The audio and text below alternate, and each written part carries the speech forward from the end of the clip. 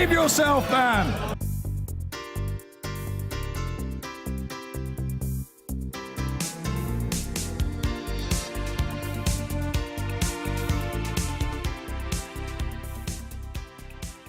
Well, we haven't heard much from Gordon Brown, the former Prime Minister, since he quit Number 10. He's been working on aid issues, but he's chosen to live well away from the metropolis, back in his old constituency in Fife. When we met this week, I started by asking him whether living so far from London had changed his political perspective in any way at all. Well, it's good for my family. My children are at school there, enjoying it very much. And I'm back where I started as in the constituency, where I was a member of Parliament. And it's great to be home with people that you know and have grown up with. I think it makes you more aware that there's a very London-centric view of the world. And if you go around Scotland, but also I've been in the Midlands this week, I've been in Cardiff last weekend. And if you go around the outlying parts of the country or outlying from London, I think there is a very strong sense of distance. People feel that they're not listened to. I think people feel that too many policies are London-centric, and if we made mistakes by being too London-centric, then I think we should recognise that. And I do believe that we are a divided country, and that, I'm afraid, is what I've noticed as I've gone round Britain over these last 2 years. Possibly more divided now than at the time of the referendum, which was itself a very divisive event. And you've produced what looks like a kind of manifesto to heal some of those divisions. It's not a manifesto, it's ideas. I'm standing back from mainstream politics. I wouldn't actually call myself a politician now because I'm no longer representing people in Parliament, but I do sense that there are things that could be done better. And aren't being. And I want to go through some of the things you've been saying about that. But before we do, yes. This week we have a series of really, really big votes on Brexit, with a customs union and a substantial vote and so forth. Can I ask you, do you think that it is possible for this country to remain in a customs union with the EU, having left the EU? I think it is, but I think the issue that we've got to resolve is Northern Ireland. I mean, it is absolutely clear to me that if you want a frictionless border between the North and the South, and everybody says that that is what they want, then you've not only got to adhere to some form of customs union or partnership, you've also got to adopt some of the single market regulations. And therefore, this is an issue that I think people have avoided for too long. But don't you accept that a lot of people watching will feel that if we are effectively still inside the customs union and very close to the single market or part of it, that is a betrayal of the Brexit vote? No, I don't think it would be. I think, you know, I've been looking at the polls around the country and looking at what people are saying. And I think what's not really been picked up is that none of the options that the government are putting forward at the moment are seen as satisfactory to people. They don't like the options that the hard Brexiteers are putting forward. They do want, I think, to protect our manufacturing industry. People want to be careful about what's a threat to jobs. I think there is an issue also about just maintaining our trading links, and therefore... But we have voted to leave. We've voted to leave the European Union as a political union. But look, Westminster can deal with these issues. I am not involved in that. I want to stand back and say, look, what is driving the dissatisfaction? Because we'll find that many of the issues are not related to the technical details of Brexit. They're actually about lost jobs, they're about wages being stagnant, they're about communities feeling left out, they're about the health service actually. It was a major revolt against the political elites as such. And you've got to listen and you've got to respect it. And then you've got to ask, what do you do about it? And I think people would expect us to do something about our industry and lost jobs. I think they would expect us to do something about stagnant wages, about left out communities. And I don't know if people thought when they were voting on the technicalities of this or that. If the government is defeated this week in the House of Commons, Theresa May does not have a proposal she can take to the EU, then we are very close to some kind of breakthrough moment in this whole Brexit story. And you have talked about there being a game changer. You said there'd be a game changer this summer, you thought, which would change everything. Well, has that game changer arrived, and what would it be? Well, I think the customs union vote is difficult for the Brexiteers, and I think also that her proposal, which I understand is being floated over the course of the last few days, that there would be a longer transition period. That would mean effectively that we were in the customs union until 2023, as far as I understand it, beyond the next general election, and therefore Europe would become the issue of the next general election. So I think all these things are still in the air, but certainly there are two moments of decision in the next few months, one on the customs union and one on what's called the meaningful vote, as to whether, when you get the final terms of negotiation, MPs can actually both reject it and perhaps offer an alternative, or even discuss another way of consulting the country. Now, the point, however, I would make is I'm not involved in that day-to-day business. I want to stand back and say, look, what have you got to do fundamentally to deal with the grievances that produce this political earthquake, and make people understand that we have to unite as a country around common ground, and we've got to find that common ground. But we have to deal with the Brexit thing first, in the sense Of that course. you don't like it being called a manifesto, your suggestions, put it that way, seem very much about Britain still inside in some way the EU, and how you then heal the division that caused the original vote. But before we get there, we have to deal with this thing. If the government loses on the customs union, if we are in real political crisis, is that, in your view, the moment that we can start to talk about a second vote for everybody? I think what will happen if the government loses the vote is that there's potentially the chance of a change of Prime Minister, but I don't think at that point they will want to give up as a government, and I think the 5-year Parliament makes it possible for them to survive. So I think the issues come down to whether the meaningful vote, after the customs union vote, the meaningful vote means that Parliament rejects, or potentially could reject, the whole settlement. And that's the point of further crisis. That's another crisis. Now, you've talked about all the underlying reasons for the original Brexit vote. And one of the things you talked about was immigration. And I guess people watching might think, well, that's a bit rich, because that really big rise in immigration from the accession EU countries took place during the Blair-Brown years. And that, in a sense, was where the kind of Euroscepticism, always in the body politic, was kind of supercharged. Well, I've actually looked at the figures, and that's not actually the case. The biggest Romanian and Bulgarian push was after 2010. But I accept that we did not understand the fears and concerns that people would have about the levels of migration in the country.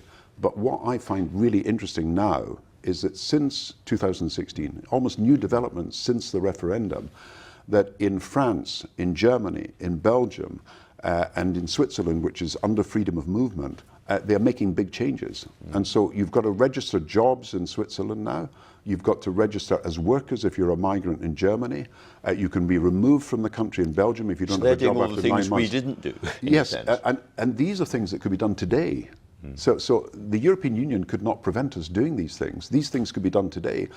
Just last week, the European Parliament and France, pushing for it, said that you could not undercut the wages of British or French or whatever workers by paying them Latvian or Eastern European wages in their country. And that's now a law within Europe. So there are things we can do that would actually unite opinion in this country. Another of the things that you were talking about earlier on was the National Health Service. Now, you famously raised national insurance by a penny. It's actually quite a popular tax rise to bring more money into the NHS, and funding was going up by about 5% year on year during the Blair and Brown years. We're now in the situation where the government seemed to be talking about a rise of maybe 3%. The Labour Party is not much further forward than that. Do we need a bigger rise? Do we need to get back to the 4 to 5% rises to save the NHS? I think if we don't do something now, we'll have to do even more later. So the case for doing something now is very strong. And I think you're talking about 3, 4, 5% increases per year. I think you do have to repeat the rise in national insurance. And is that your favoured way of paying for this? Well, I think it's fairer. I think people would be prepared to pay it. I think it's essentially hypothecated, and therefore people can see the money is actually going to the National Health Service. So if I was doing this, I'd say, first of all, is there any alternative? And I think we'd find there is no alternative but to finding more resources, even although there's a lot of changes we can make. I think secondly, are people prepared to accept it? Yes, if they see the money is directly going into that health service. You can't just impose this without thinking about it. You've got to go out and persuade people and show people that there is no better alternative than actually to put that money into healthcare. Because if we don't do that, the current Labour proposal is to tax the top 5% to pay for it. But yes, the current Labour proposal is something that I supported in the manifesto, and I think you will probably have to combine that with a national insurance rise. You've also talked about wage compression, people feeling up and down the country that, as it were, capitalism has simply not worked for them or their communities. Do you regret, when you were Prime Minister, not basically taking Britain a little bit more to the left than you did and going back to the old Gordon Brown radicalism before you were Chancellor, before you were Prime Minister? Well, you just talked about the biggest tax rise for a single thing in history, so that was progressive. And we did a number of things that were I'm extremely thinking more progressive. generally about the relationship between the government and global capitalism. One of my huge regrets is that we had proposals to reform the global financial system that we were pushing forward after we'd got the country out of recession in 2009. We had this big agenda for transforming the international financial system. My fear is that we will find ourselves in a crisis in a year or two from now. People will ask, why didn't you make these changes when you had the chance to do so? And the chance was there. I'm afraid we didn't stay in power long enough to do it, but it should have been done. So the global financial system as a whole is in need of fundamental reform. And I tell you this, if the last crisis came out of America with subprime mortgages, it could equally well come out of Asia with commercial lending. You can see all the problems, shadow banking, and we will ask ourselves, why did we not act enough? And this is why John McDonnell is now talking about overthrowing capitalism. The entire system doesn't work. You never went that far. No, because I'm talking about managing globalization in the interests of the people of the world and the people of our country. You see, isn't he right to talk about overthrowing the system that's not working? There's an open-ended globalization that I never supported. I always said we had to manage globalization. It wasn't whether we had it or not, it was whether we managed it well or badly. And then there's an anti-globalization movement which says there's nothing we can do, the whole system, you can't do anything except overthrow it. I think it's about managing... What's wrong with the second bit? Because it doesn't work. You've got to manage globalization well, and that demands not just, and this is the irony of the situation, people's rebellion against globalization is expressed in nationalism and protectionism, but you cannot manage globalization without international cooperation. You've been very respectful of Jeremy Corbyn. You've called him a phenomenon, and you said that you regret you couldn't reach younger voters in the way he did. You know, it's not the beard and it's not the shell suit, I suspect. It's the fact that he is more radical in policy terms, and that is really resonating with younger voters in this country. Well, Jeremy is a phenomenon, and he is reflecting people's concerns about a whole range of issues, some of which I'm myself raising in the speeches that I'm making. But, you know, we go through phases in politics. Look, in 2002, we persuaded people of the need for a tax rise. Is he a phase? Well, everything's a phase. I mean, Jeremy himself is going to accept that nobody goes on forever. We're all phases. We're all sort of part of it.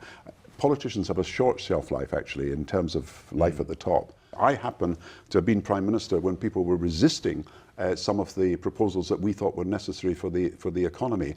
I think there is a new opportunity to do things that are more progressive now because people have seen the failure of austerity. Since then, we've had Brexit, we've had the Conservative government, we've had a coalition government. Do you accept that at a crucial period, New Labour became too metropolitan and did lose touch with the rest of the country? Well, I don't think I was ever that metropolitan myself, but I do think that, again, politics is you go through these cycles, and you've got to understand, you come in and there's a wave of support for taking action. The health service has been underfunded, education is underfunded, inequality, you've got to address that.